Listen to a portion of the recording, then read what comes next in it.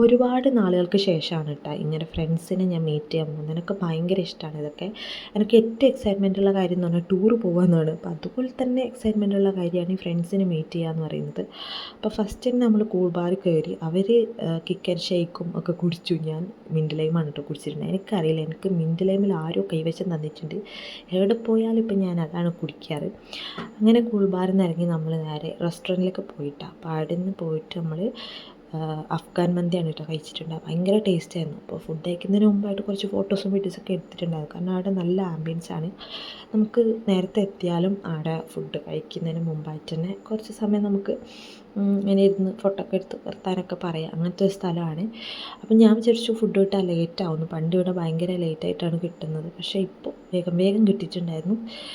അങ്ങനെ നമ്മൾ ഫുഡൊക്കെ കഴിച്ചു. കുറച്ച് സ്ഥലം കൂടെ പോയാലും വിചാരിച്ചു. പക്ഷേ ഞാൻ അൻവിക്കുട്ടിയെ വീട്ടിലാക്കിയിട്ടാണ് വന്നിട്ടുണ്ടായത്. അതുകൊണ്ട് റിസ്ക് എടുക്കാൻ വയ്യ. അത് മാത്രമല്ല അതിലൊരുത്തിയുടെ കാല് ചെറുതായിട്ടൊന്ന് സ്ലിപ്പായി. അപ്പോൾ അതുകൊണ്ട് അവൾക്ക് നടക്കാനും പറ്റുന്നുണ്ടായില്ല. അതുകൊണ്ട് പിന്നെ നമ്മളെല്ലാം ക്യാൻസൽ ചെയ്തു. വേഗം ഫുഡ് കഴിച്ച് പിരിഞ്ഞു പോകാമെന്നുള്ളൊരവസ്ഥയിലായി. അങ്ങനെ ഷോപ്പിംഗ് ചെയ്ത് കുറച്ച് സാധനങ്ങളൊക്കെ വാങ്ങിക്കാനുണ്ടായി. അതൊക്കെ വാങ്ങിച്ച് നമ്മൾ വീട്ടിലേക്ക് പോയി.